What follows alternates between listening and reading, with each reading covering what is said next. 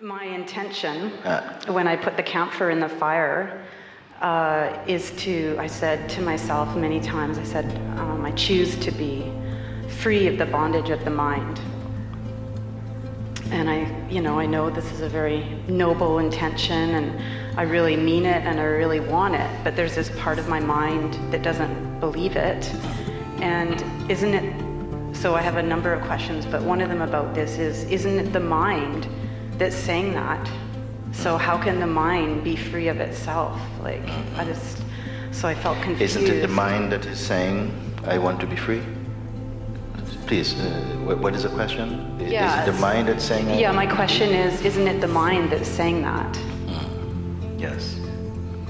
Yes, let's talk a little bit about this then. Who speaks? Who wants to be free?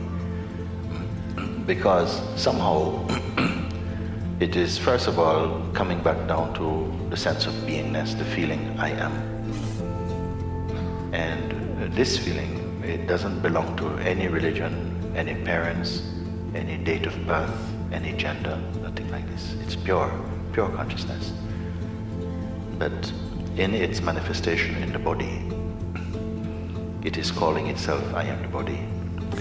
And this identification, I am the body, has given rise to the feeling, this is me, I am the person, meaning the conditioning that arose upon the feeling, I am the body. That was the root. The root concept, the mother concept, father concept is, I am this body, and then other conditioning such as, you went to school here, these are your parents, all of this can begin to build on top of that. So that is also consciousness, but it is consciousness in a more limited and restrictive uniform. And once this identity, I am the body, has somehow embedded itself, then the other beliefs can come, and consciousness seems to pour itself, hangs out in that state, in that belief, I am the body. Therefore, all the human beings are referring, transacting with each other on the basis, I am the body. And this we call our life, our existence. But truth is, we are consciousness. And spirituality means, again, to return to our original self-awareness, that we are consciousness. Because with having the identity, I am the body, for a while the consciousness enjoys. It enjoys the sense of individuality, the sense of, you may call, privacy, like you don't know what I'm thinking, and we like this feeling, our own private world, and to be successful or fail or what, all of these things can come into play. So this is this consciousness, after a while of being in the life, following its projections, its dreams, disappointments, seeing that the universe is not fulfilling your projections, you become sometimes disappointed, or for whatever reason, there are innumerable reasons why it begins to question its existence. Who really am I? What's it all about? What am I doing here? What am I doing here? I'm not happy, or nothing seems to be reliable, or whatever it is that brings this question, stirs up an investigation or a curiosity or an urge or even a kind of urgency to find something which is more stable than its projections. This, roughly speaking, is what has been taking place, and that consciousness in its very restricted identity has arisen now as the seeker. Before, not seeker, not interested. Now it is seeking something, is searching for truth. Before it was searching for the front page, so to speak, of its intention was maybe to get married and to have a lot of money and to be famous or whatever it is. But in some cases, many cases, that's failed. Sometimes it's not failed. Sometimes people are here who have made a lot of money and have done lots of things, but still something is missing. And from whatever way it comes, they are drawn to look towards, is there something more than what I have known so far?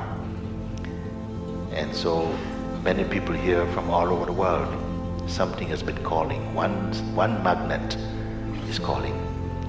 It's really calling inwardly, but as yet we were not able to follow that voice directly.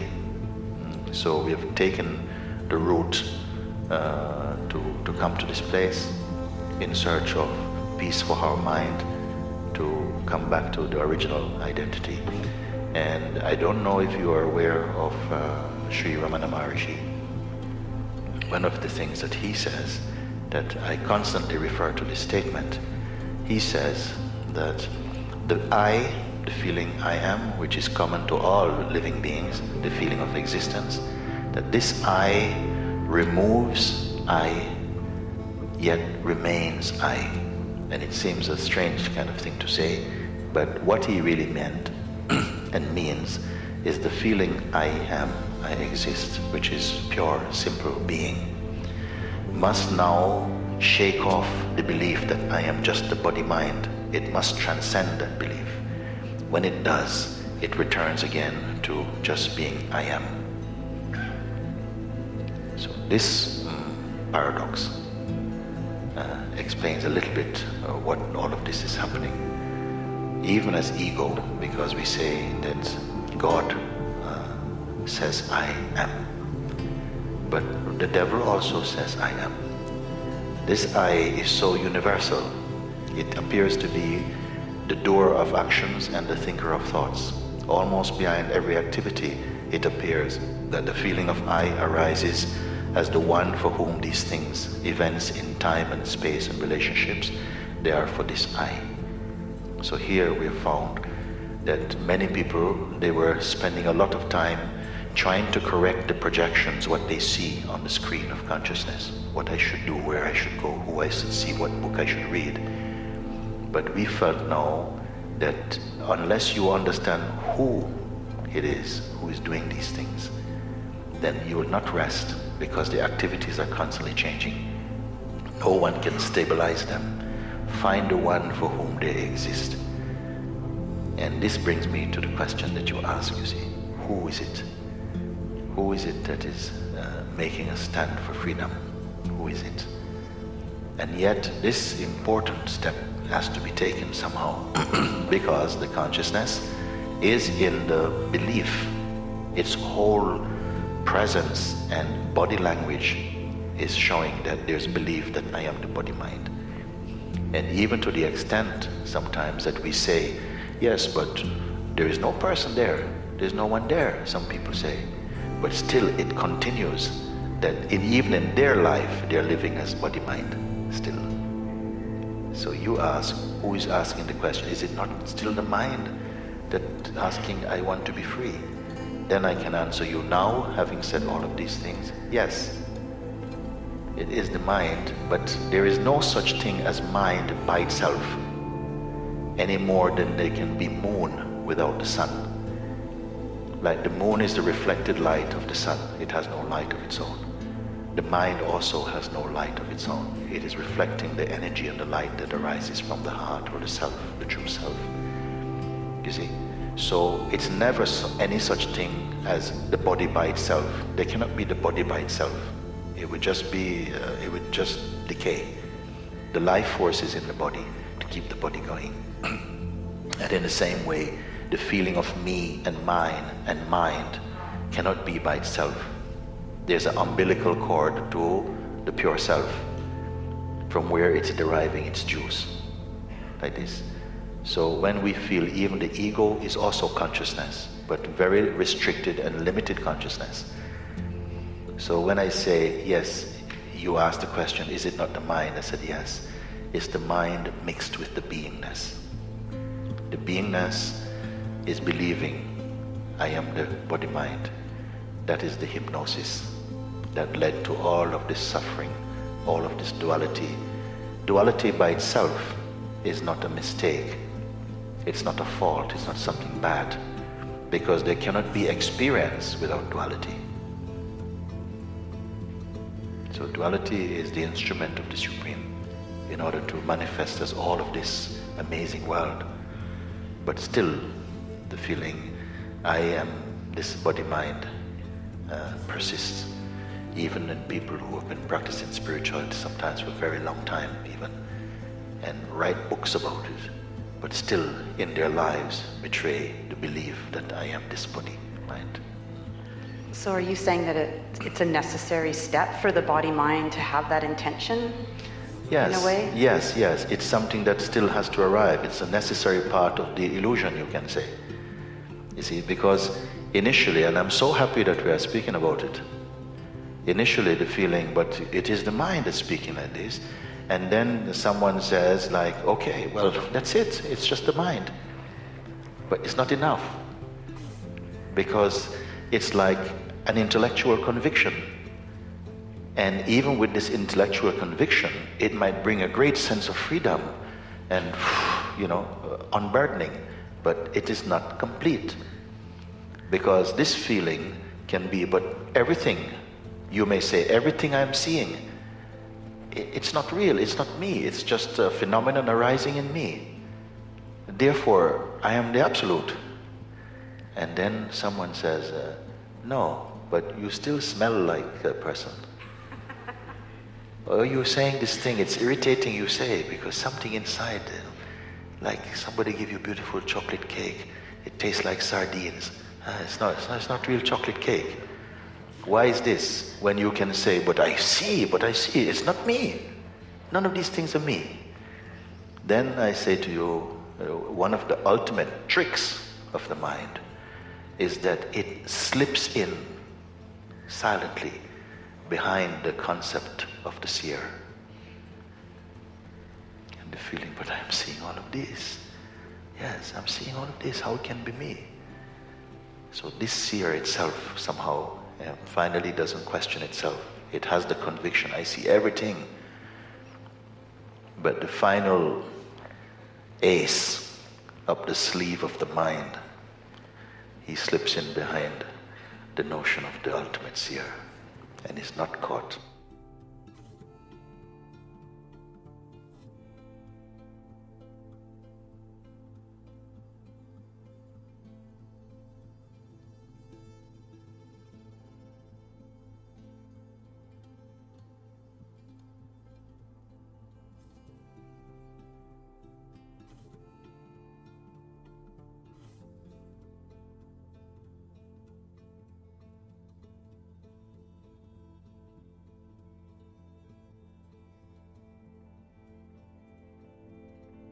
If you have asked all the questions so far, we have discarded, we have answered all of them. We've come just to this point now. It's important. Well, when you've asked that question of other people, and when you ask that of me now, my mind or something just stops. Yes. And there can be a second of nothingness, but then very quickly the mind takes over again. Takes over what? It comes back into the forefront, yes. I guess. Yeah, but it cannot come into the forefront without being observed. Isn't it? If it comes back again, something must be prior to the arising of the mind to notice the mind has come back.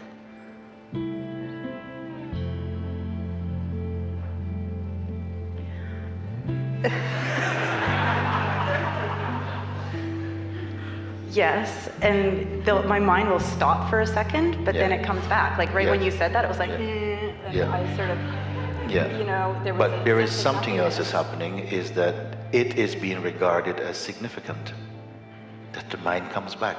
Something says, but the mind should not come back. Yes, yes. You see? Yes, of course. And so when the mind comes back, oh no, the mind's come back. You see? So let the mind come back and let it go out and come back. What is it the concern for you? Let it be. It's not what you are. You are the witness of it. This simple yet subtle recognition is a freedom. We're thinking that it depends on whether the mind is there or not, that determines whether you are free or not. I say, no, let the mind be there. Simply don't identify. You are the witness of mind. So the attention is going to the mind and say, oh no, the mind is, look, it's shaking, it's disturbing me. But that's also a thought arising as mind. You are the untouched consciousness. nothing is happening. Except if you allow your mind to say, this is happening, which it can do, and believing it. Otherwise, it can just be allowed to be a movement, as so many other movements can occur. You say, I am disturbed by it. I say, it's not true, that's not a fact, that is an option. If you say, I am disturbed by that, and believe it, then you'll believe it into existence, and then disturbance will be felt as your experience. If it comes and it's shaking like a storm, and you are just the awareness, nothing is happening. You decide. But this is where I think that like my mind has come in behind and said, oh, that's, you know, that's the absolute, or that's the equanimous position or something. Like it's tricky, you know, it's become more subtle. Yes. And it's tricking me. And how do I... It's tricking you because at the moment you are trickable.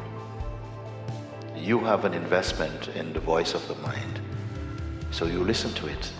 You're trying to pacify it or to reason with it or to sort of like something. And you believe its existence. So therefore it is a formidable force because it's been whispering for a very long time. And because it's got a panta, it's got something to listen to it.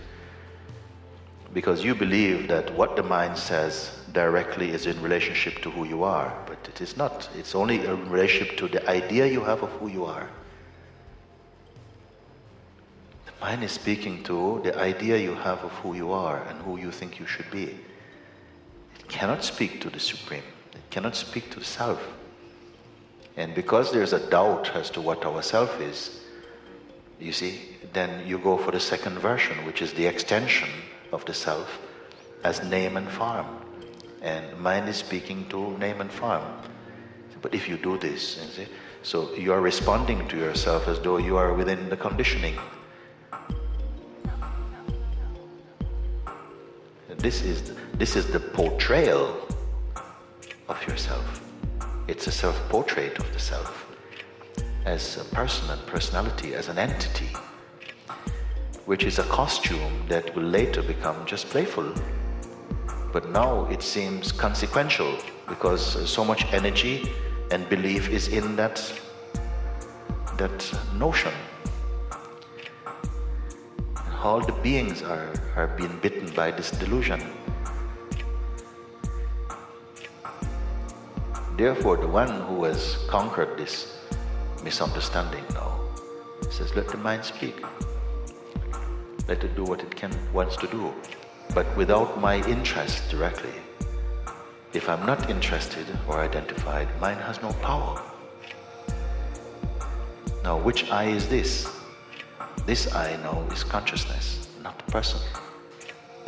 If the person says, oh, I'm driving out the mind, you cannot do it.